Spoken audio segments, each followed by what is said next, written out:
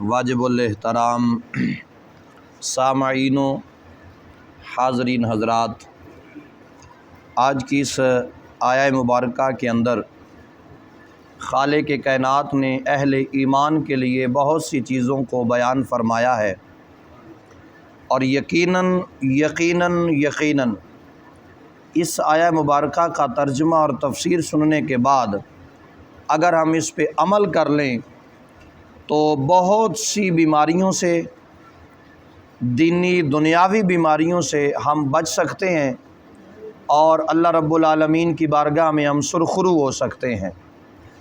دینی بیماریوں سے مراد خرافات ہیں اور اپنی طرف سے من گھڑت باتیں جو دین کے اندر شامل کر لی گئیں، اس سے مراد وہ باتیں ہیں۔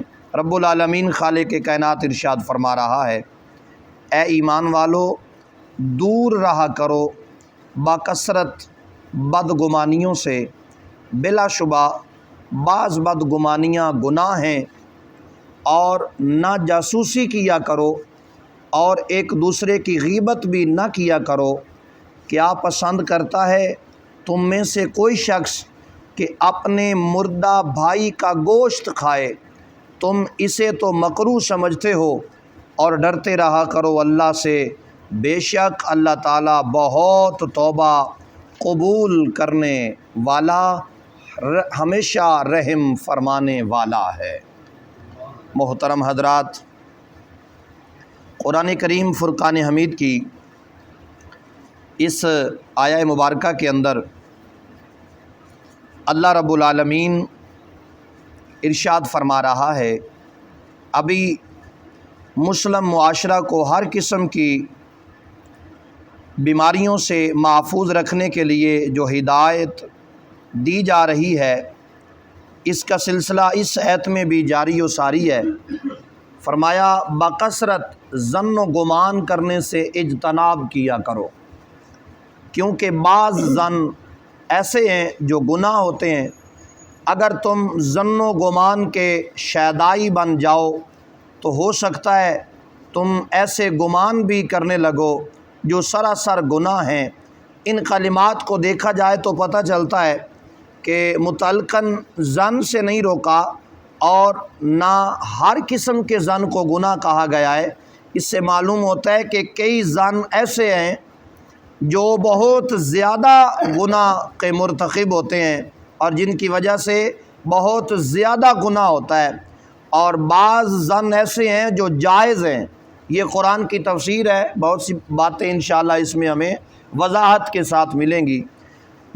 اس لیے علماء کرام نے ظن کی متعدد قسمیں ذکر کی ہیں۔ سب سے پہلے واجب، پھر مستحب، پھر مباح، اور پھر ممنوع۔ اللہ تعالیٰ کے ساتھ حسن ظن کرنا واجب ہے۔ حضرت جابر رضی اللہ تعالیٰ عنہ سے مروی ہے، رسول اللہ صلی اللہ تعالیٰ علیہ وسلم نے اپنے وصال سے 3 روز پہلے فرمایا، تم میں سے کوئی نہ مرے مگر اس حالت میں کہ وہ اللہ تعالیٰ کے ساتھ حسن ظن رکھتا ہو۔ دوسرا ارشاد نبوی ہے، نبی پاک علیہ الصلوۃ والسلام نے فرمایا کہ اللہ تعالیٰ فرماتا ہے، میں اپنے بندے کے ساتھ وہی معاملہ کرتا ہوں جس کا وہ مجھ سے ظن رکھتا ہے، اب اس کی مرضی، جیسا چاہے میرے ساتھ ظن رکھے۔ مستحب کی مثال سنیے، مومن کے ساتھ جس کا ظاہری حال اچھا ہو، حسن ظن کرنا مستحب ہے۔ ایسا شخص جس کے احوال مشکوک ہوں، اس کے متعلق سوء ظن کرنا مباح ہے، لیکن جب تک یقینی دلائل موجود نہ ہو اس وقت تک محض ظن کے مطابق اس کے خلاف کارروائی کرنا جائز نہیں۔ اسی کے متعلق حضور کی حدیث ہے، نبی پاک علیہ الصلوۃ والسلام نے فرمایا، اگر کسی کے بارے میں شبہ پیدا ہو جائے کہ اس کی تحقیق میں نہ لگ جاؤ، شریعت میں نصوص کے خلاف ظن و تخمین سے کام لینا ممنوع ہے۔ اس کا مطلب یہ ہے، اللہ رب العالمین ارشاد فرما رہا ہے کہ ایسے ہی کسی کے پیچھے نہ لگ جایا کرو کہ کوئی بات سنی سنائی اور اس کے پیچھے لگ گئے، ایسی بات نہ کیا کرو۔ کم از کم کچھ وقت دیکھو، ٹائم دو، اس کے بعد اللہ رب العالمین کے قرآن کے مطابق اور حضور نبی پاک علیہ الصلاۃ والسلام کی حدیث مبارکہ کے تحت اپنی زندگی گزارو، اور کسی کے مطابق برا گمان یا اچھا گمان قرآن و حدیث کے مطابق رکھو۔ کسی کو برا کہنا ہے تو قرآن اسے اگر برا کہہ رہا ہے تو کہنا ہے، کسی کو اچھا کہنا ہے تو قرآن اسے اچھا کہہ رہا ہے تو کہنا ہے۔ اور اسی کے تحت حضور نبی پاک علیہ الصلاۃ والسلام کا ارشاد گرامی ہے، حضور فرماتے ہیں یعنی اے وہ گروہ جو زبان سے تو ایمان لایا ہے، یعنی اے وہ گروہ جو زبان سے تو ایمان لایا ہے لیکن ایمان اس کے دل میں ابھی داخل نہیں ہوا، مسلمانوں کی غیبت مت کیا کرو، ان کی پوشیدہ باتوں کا سراغ مت لگایا کرو۔ جو مسلمانوں کی پوشیدہ باتوں کا پیچھا کرتا ہے اللہ تعالیٰ اس کی مخفی باتوں کا پیچھا کروا دیتا ہے، اور اس کی مخفی باتوں کا پیچھا خدا کرے تو وہ اس کو اپنے گھر میں رسوا کر دیتا ہے، اپنے ہی گھر میں پھر بندہ رسوا ہو جاتا ہے۔ جو کسی کی پوشیدہ باتوں کے پیچھے چلنا شروع کر دیتا ہے، عیب تلاش کرنا شروع کر دیتا ہے، تو رب کے محبوب نے فرمایا پھر اللہ تبارک و تعالیٰ اس کی جو مخفی باتیں ہیں، جو راز کی باتیں ہیں جنہیں کوئی بشر نہیں جانتا تھا، اللہ تبارک و تعالیٰ اس کی ایسی باتوں کو عیاں کر دیتا ہے اور اس کے گھر والوں کے سامنے اسے رسوا کروا دیتا ہے۔ تو یہ باتیں ہمارے لیے بڑی قابل غور ہیں۔ اسی طرح ارباب حکومت کو بھی بلا وجہ لوگوں کے مخفی رازوں پر آگاہی حاصل کرنے کی کوشش نہیں کرنی چاہیے۔ حضرت امیر معاویہ رضی اللہ تعالیٰ عنہ روایت کرتے ہیں کہ میں نے اللہ کے رسول کو یہ فرماتے ہوئے سنا، یعنی اگر تم لوگوں کی پوشیدہ باتیں جاننے کے در پہ ہو گئے تو تم انہیں خراب کر کے چھوڑو گے۔ انسان کی پرائیویٹ زندگی کا اسلام میں جس قدر احترام ہے اس کا اندازہ آپ اس مشہور تاریخی واقعہ سے بآسانی لگا سکتے ہیں، اور جو کہ کئی واسطوں سے مکارم الاخلاق میں نقل کیا گیا ہے۔ ایک رات حضرت فاروق اعظم رضی اللہ تعالیٰ عنہ مدینہ طیبہ کی گلیوں میں گشت لگا رہے تھے۔ ایک گھر سے آپ کو ایک شخص کے گانے کی آواز آئی، دیوار پھاند کر آپ اندر داخل ہو گئے۔ کیا دیکھتے ہیں کہ ایک آدمی ہے، اس کے پاس ایک عورت بیٹھی ہے، قریب ہی شراب رکھی ہوئی ہے۔ حضرت عمر رضی اللہ تعالیٰ عنہ غصے سے بے قابو ہو گئے اور فرمایا اے اللہ کے دشمن، کیا تجھے یہ گمان تھا کہ تو ایسی نافرمانی بھی کرے گا اور اللہ تعالیٰ تیری پردہ پوشی بھی کرے گا؟ اس شخص نے کہا اے امیر المومنین، عجلت سے کام نہ لیں، اگر میں نے اللہ تعالیٰ کی ایک نافرمانی کی ہے تو آپ نے 3 نافرمانیاں کی ہیں۔ اللہ تعالیٰ نے فرمایا ہے لا تجسسوا، کسی کی جاسوسی نہ کیا کرو، آپ نے میری جاسوسی کی ہے۔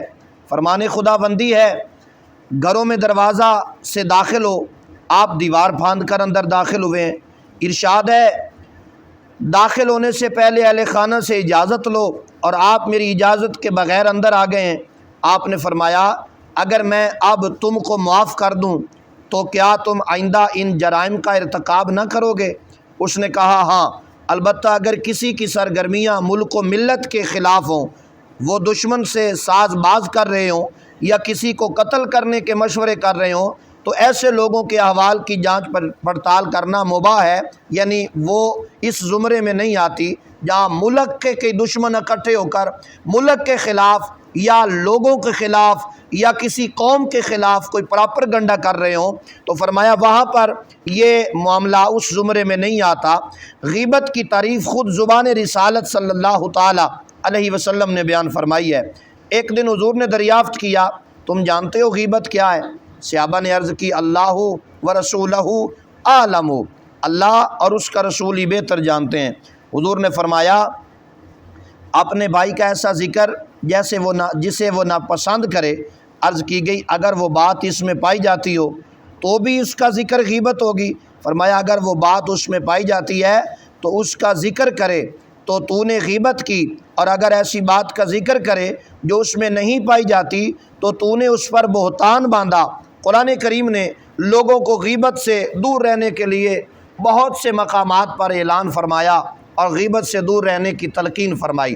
اب جیسے یہ اوپر واقعہ گزرا ہے، یہ واقعہ ہمارے لیے ایک بہت بڑا سبق آموز ہے۔ اس میں کافی ساری چیزیں ہیں۔ وقت کا عادل ہے جناب حضرت سیدنا فاروق اعظم رضی اللہ تعالیٰ عنہ، اور آپ دیوار پھاند کر اندر تشریف لے گئے اور جا کر دیکھا تو آگے جو معاملہ تھا وہ قرآن نے بیان کر دیا ہے۔ اس بندے نے کہا کہ اگر میں نے نافرمانی کی ہے تو آپ نے بھی تو رب کی نافرمانی کی ہے اور شریعت مصطفی کی نافرمانی کی ہے۔ تو جو آپ نے جواب دیا وہ بھی آپ احباب نے سنا ہے۔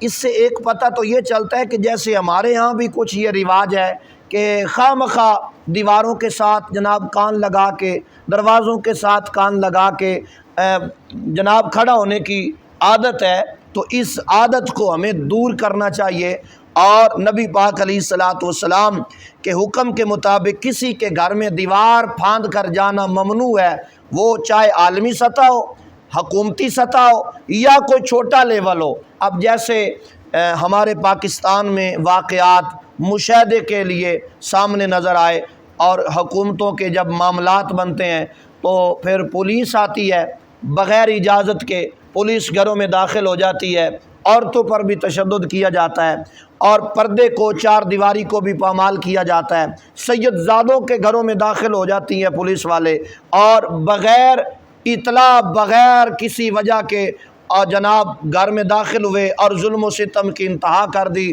گھر کا سامان توڑ دیا اور جتنا سامان گھر میں تھا الٹ دیا۔ تو یہ کہاں کی انسانیت ہے؟ قرآن تو اس کی مخالفت کر رہا ہے۔